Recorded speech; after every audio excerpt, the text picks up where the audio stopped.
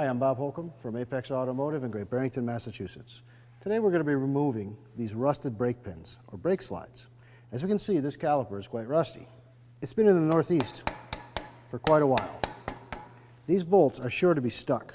The first thing I want to do is try to loosen them up with some vibration, an air hammer. I'm going to apply vibration to the bolt to see if I can free it up from the assembly. As you can see, quite a bit of rust comes off. What's happening is I'm transferring energy, quite a bit of energy, quickly into the assembly. This will help break away any of the rust and free up the bolts. I'm going to do the same to the top. It should pull those bolts right out of the assembly. In fact, it does.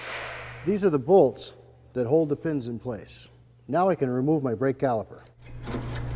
And that's how to remove rusted brake pins from your brake caliper. I'm Bob Holcomb from Apex Automotive in Great Barrington, Massachusetts.